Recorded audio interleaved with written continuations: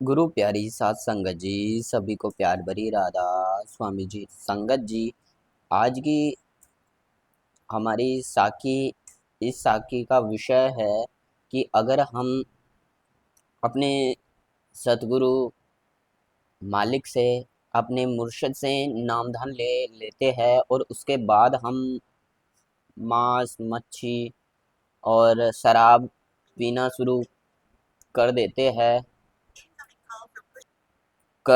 हैं और अपने गुरु के हुक्म के की उल्लंघना करना शुरू कर देते हैं। उनके बहाने बहाने में रहने तो ऐसा जीवों की क्या हालत होती है, क्या दुर्दशा होती है, इस साखी में आज हम सुनेंगे।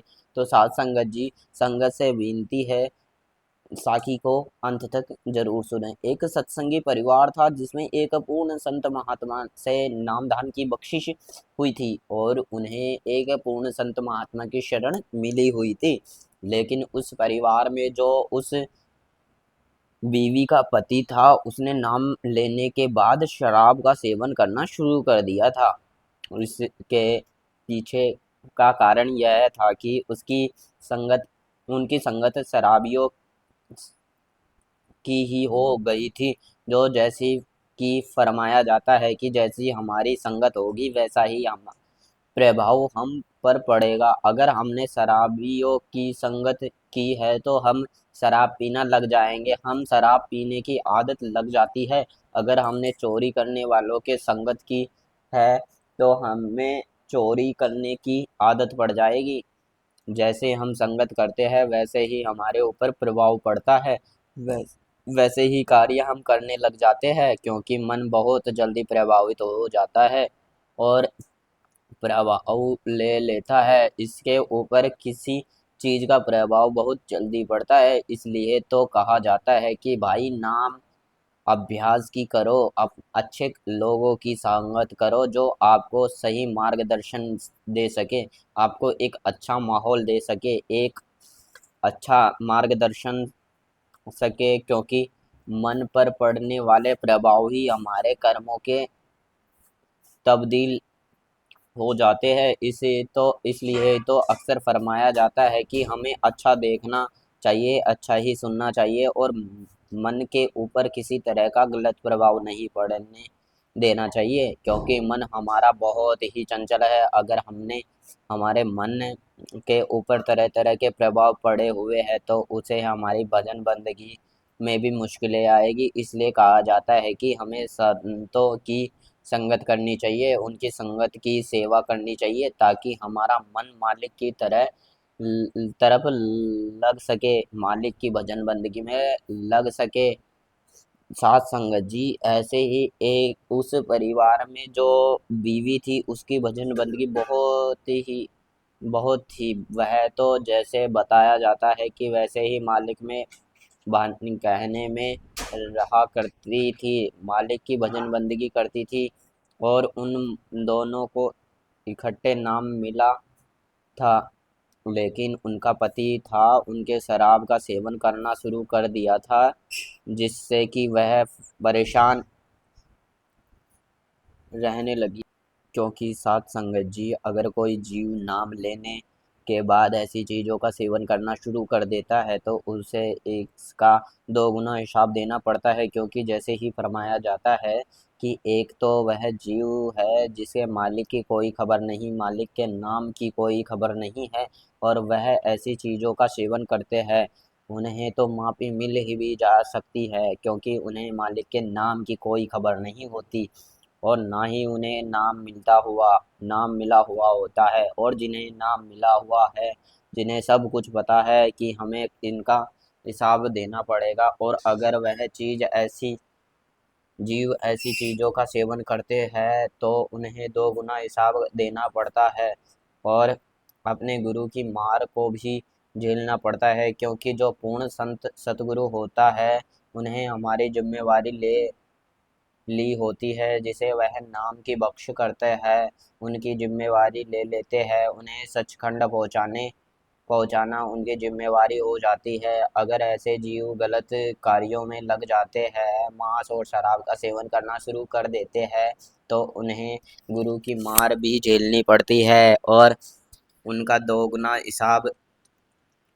हिसाब भी देना पड़ता है, क्योंकि गुरु की जिम्मेवारी होती है कि वह हमें एक सही मार्गदर्शन देता रहे। सत महात्मा ने तो यहाँ तक फरमाया है कि अगर शिष्य ऐसे गलत कार्यों में लग जाता है तो फिर से माया की मीठी नींद में सो जाता है, तो गुरु का हक बनता है कि उसके सिर पर डंडा मारे और उसे उठाए और उसे गलत रास्ते पर जाने से रोके, क्योंकि जिनकी जिम्मेवारी एक पूर्ण संत गुरु लेता है, तो उसे सही मार्गदर्शन लाना उसकी जिम्मेवारी है। यह सब देखकर गुरु को भी दुख होता है कि मेरा जीव किस तरफ लग गया है, क्या करने लग गया है। और बहुत सारे सत्संगी हो से यह सुनने को मिला है कि जो जीव ऐसी चीजों का सेवन करते हैं, गुरु उन्हें पहले उनके सपनों को आकर उन्हें समझाने की कोशिश करता है कि भाई सुधर जा, लेकिन अगर जीव फिर भी ना माने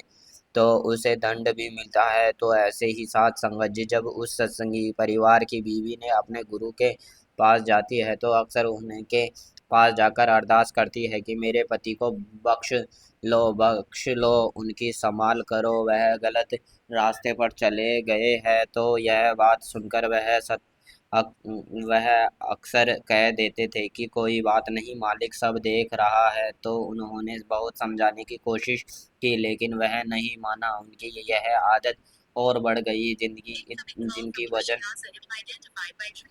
जिनकी वजह से मोहल्ले वाले भी परेशान रहने लगे। इसी बात को लेकर वह और परेशान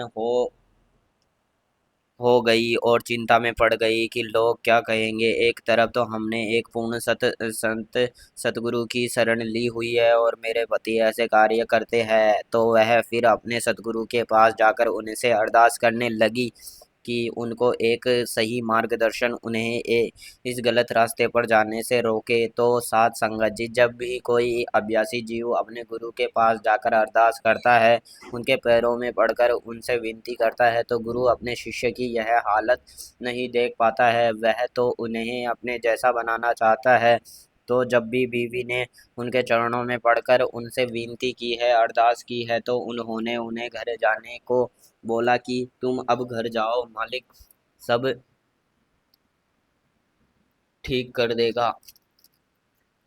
और जब वह घर गई और घर जाकर नाम की कमाई करने लगी और वह बीवी पूरी रात भजन सिमरन पर बैठी रही, अगले दिन ही जब सुबह हुई तो उनके पति ने सुबह ही शराब का सेवन करना शुरू कर दिया, क्योंकि साथ संगत जी यह आदत इतनी बुरी है कि जिसे ऐसी आदत पड़ जाती है, वह सुबह सुबह ही ऐसी चीज़ों का सेवन करना शुरू कर देता है। तो उसने भी ऐसा ही किया और उनके बाद उसका पति किसी कारणवश शहर में चला गया। उनके कुछ देर बाद उसकी पत्नी को उसके पड़ोसी वालों ने बताया कि आपके पति का एक्सीडेंट हो गया है, और वह भागकर हॉस्पिटल पहुंची। वहां जाकर देखा कि उनकी दोनों टांगें टूट गई है। यह देखकर वह रोने लग गई और उसने डॉक्टर को सभी बातें बताई, और जब उन्हें होश आया तो डॉक्टर ने उन्हें सख्त से कहा कि अब यह आपका शराब का सेवन नहीं कर सकेंगे, अगर आपने ऐसा किया तो उनके जिम्मेवारी आप खुद होंगे। यह बात सुनकर वह बीवी का पति भी वही रोने लग गया, क्योंकि उन्हें तभी समझ आ गई है कि यह सब यह बुरी आदत की वजह से ही हुआ है। मुझे मेरी पत्नी से ने कितना समझाने की कोशिश की है और सतगुरु ने भी मुझे बहुत समझाने की कोशिश की है, लेकिन मैं नहीं माना और अब मेरी ऐसी हालत हो गई है कि मैं चल भी नहीं सकता।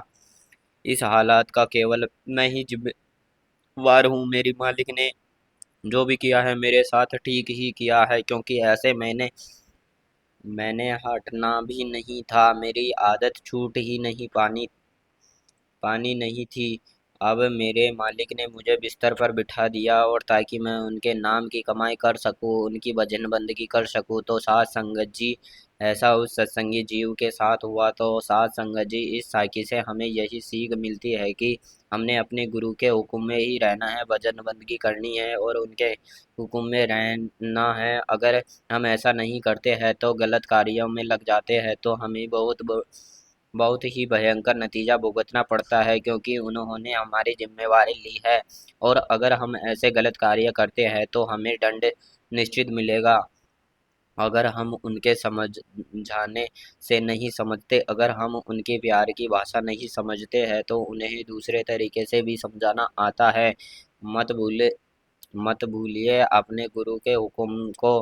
तो हमें उनके हुक्म की पालना करनी है, उनके भावने में ही रहना है और उनकी खुशी प्राप्ति करनी है। तो साथ संगत जी, इस साखी से बस यही प्रेरणा हमें मिलती है कि हमें कभी भी अपने गुरु के हुक्म का नहीं टालना चाहिए। और अगर नाम दान लेकर हम ऐसे बुरे काम करना शुरू कर देते हैं तो हमारी हालत भी एक दिन ऐसी ही हो जाएगी। एक हुक्म है नानक के घर केवल नाम नाम, वहाँ पर सिर्फ नाम की कमाई पूछी जाएगी, शब्द की कमाई नहीं पूछी जाएगी। बाबा जी हमें बार बार वार्निंग देते हैं कि भाई नाम की कमाई करो, शब्द की कमाई करो, बिना शब्द के इस भवसागर में पार जा सकता नहीं हुआ जा सकता।